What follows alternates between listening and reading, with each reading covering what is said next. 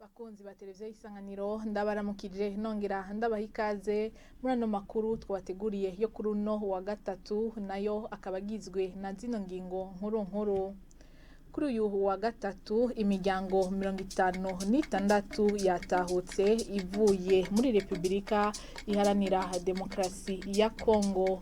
Abo barundi bakaba bavuye mu ikambi ya Rusenda nkuko abajejwe intwaro muri Kongo babivuga, ngo ico gikorwa cyo gutahukana impunzi kikazohora kiba buri munsi wa gatatu. Mu gisata c'ubutunzi naho Uburundi ngo burakeneye kongereza umuco mu bijanye n'ikoreshwa ry'amafaranga, vyavuzwe na Faustin Ndikumana kuri uyu wa gatatu mu nama ku bamenyesha makuru, aho asaba ko hoba icegeranyo c'intangamarara kugira amafaranga y'igihugu akoreshwe neza gusumba. Ibikoresho vy'ishirahamwe Regideso bifise agaciro k'imiliyoni 300 vyaribwe. Ivyo vyemezwa n'umuyobozi mukuru w'iryo shirahamwe Jean Albert Manigomba, asaba abajejwe intwaro gufasha mu guhimiriza abanyagihugu mu gucunga ibikoresho vya Regideso nk'insinga n'ibindi. Amakuru sayo gusa mu mwanya idonido ryano makuru.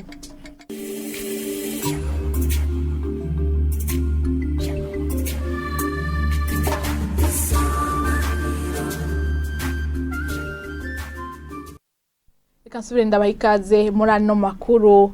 Imiryango 56 y'abarundi yatahutse ivuye mu ikambi ya Rusenda iri muri Repubulika Iharanira Demokarasi ya Kongo.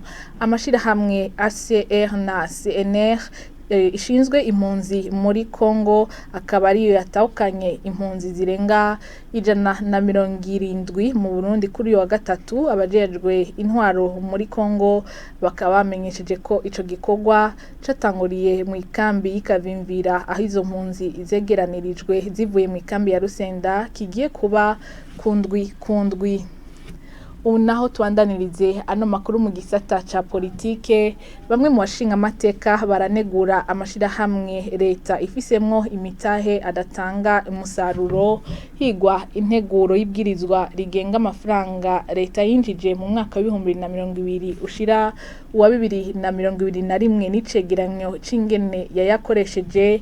Umushikiranganje w'ikigega ca leta yavuze ko ingingo zo gusuzuma umwimbu wayo mashira hamwe zafashwe. Inkuru tubaza mugenzi wacu Jean de Dieu irakoze. Abashinga amateka bashashe kuri uyu wa mbere bagarutse ku mashirahamwe leta ifisemo umutahe adatanga inyungu. Bamwe muri abo bashinga amateka bagasaba ko leta yohanura abayarongoye, mu gihe abandi basaba ko bohanwa hisunzwe amategeko. Uyo mushinga amateka asaba ko leta yosuzuma umwimbu wayo. Bariko baravuga ko hatabaye versement de dividende otekere wiz entreprise womenga ayo ma entreprise yagize des résultats positifs mugabo ntibadiswa dividende. Byari kuba byiza iyo mushamo colonne itwereka neza ama resultat yabaye realize par cette entreprise hama ntibadiswa dividende. Kuri ico rero nce saba yuko ahubwo moja kwiruwe mukagira analyse ya situation ya izo société publique ou parapublique kuvyerekera competitivité zayo n'ikivyerekeye bya rentabilité kugira mufate des mesures adéquates gushora kuronka izo resultats positifs hama turonka ama dividende.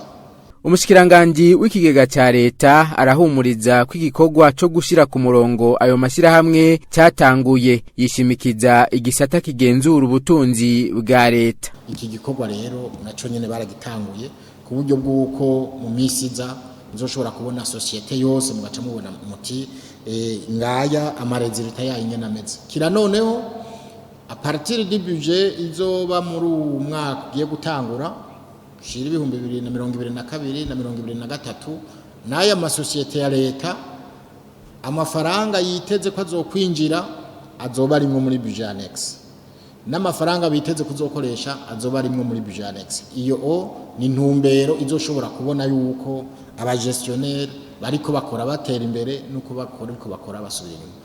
Byumvikana yuko na ya resultat bazotegerezwa kuyashira habona kugira ngo tuyakompare na vya biharuro biri muri budget.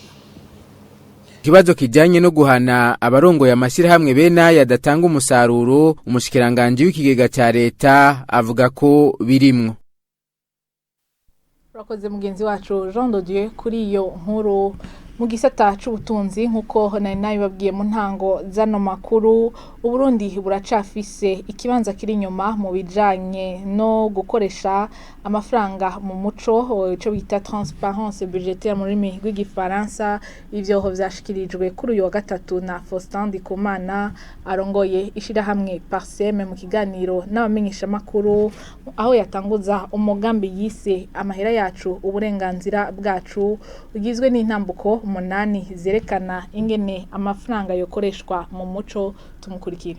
Uburundi buracafise ikibanza kiri inyuma mu bijanye no gukoresha amafaranga mu muco transparence budgétaire mu gifaransa. Ubwa mbere hari ico bita rapport préalable au budget, ni ukuvuga yuko hategeza kuba ico bita raporo y'intangamara kugira abantu baronke ikingene bayiharira ku bijanye n'imigambi n'ibintu byogenda.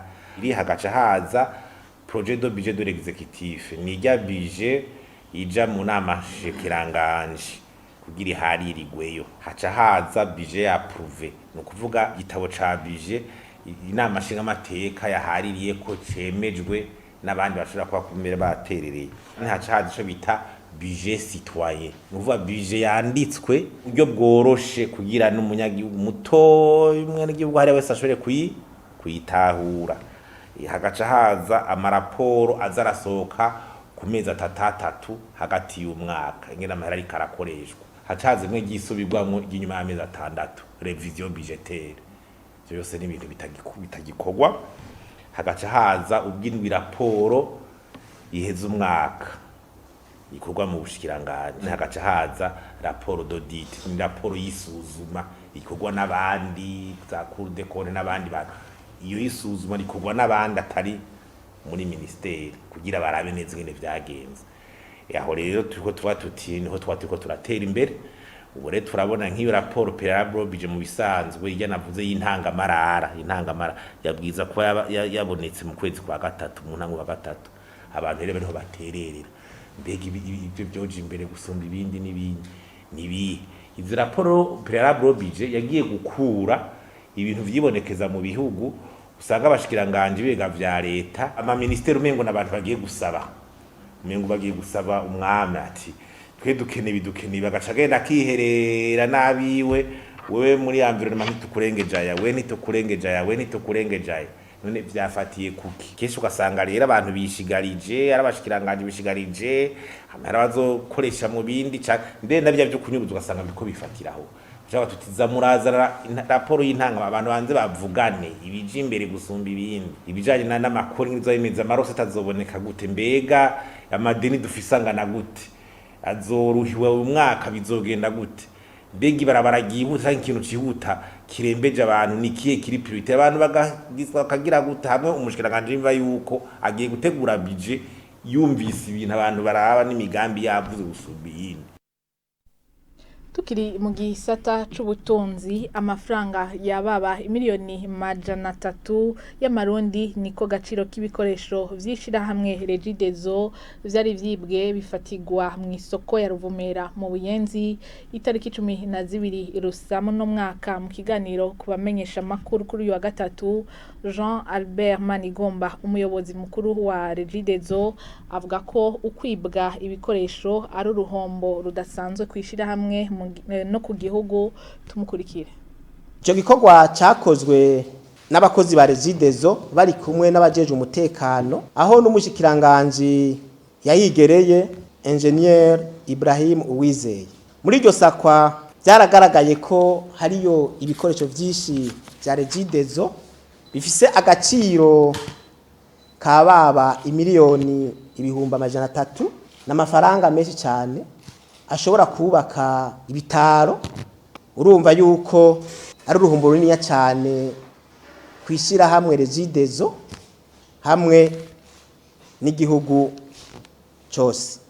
Nogira ko menyesha abarundi bose ko tutegeza gukora ibishoka vyose kugira ngo uwo mugwi w'inkozi z'ikibi uranduranwe n'imizi. Murazi neza yuko ishira hamwe Regideso ari shira hamwe rya leta 100%. Uko kumukozi muri Regideso cyangwa abakozi muri Regideso kurashobora kuba kurimo kuko bajya badandaza ntisibo binjira muri magaze. Amatohoza ariko araba kandi ukuri kuzoja habona.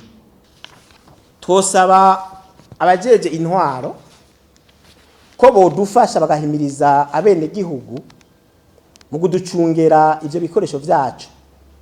Muri no misi heze tumaze iminsi tubona ibintu bimeze mu gifaransa no vyita nka sabotage bigirwa ku bikoresho vyacu, aho bagenda bagaca insinga bikaza vyononera ukubaho neza kwa bene gihugu. Murazi neza yuko amazi n'ubuzima, amatara nayo nta gihugu na kimwe gishobora gutera imbere kidafise amatara akwiye. Abene gihugu bose mumenye ko irishira hamwe rya Regides ari ishira hamwe ry'iwanyu, mudufashe rero gucungera.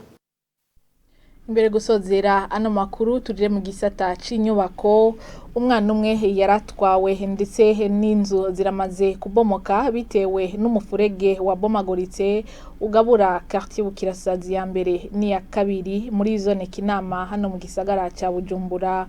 Abavuganye na televiziyo y'Isanganiro kuri wa gatatu baridoga kwiyongorane imaze igihe kinini, bagasaba leta ko yohasanura. Inkuru tubaza mugenzi wacu Eliza Nakarutimana imenyereza kuri televiziyo y'Isanganiro. Umufurege wabomaguritse ugabura Bukirasazi ya mbere ni ya kabiri muri zone Kinama mu gisagara ca Bujumbura urabangamiye abahegereye nkuko bamwe bavyidoga. Natwege inzu zacu zo zirabomoka, abantu bagagwa batwagwa n'amazi, none tuge tuzoba abandi hose imifurege barayikose. Mugabo umufurege Bukirasazi ya kabiri ya mbere menga sinzi impamvu atatumaza kudukora umufurege. Umufurege wuzuye abantu urabatwara.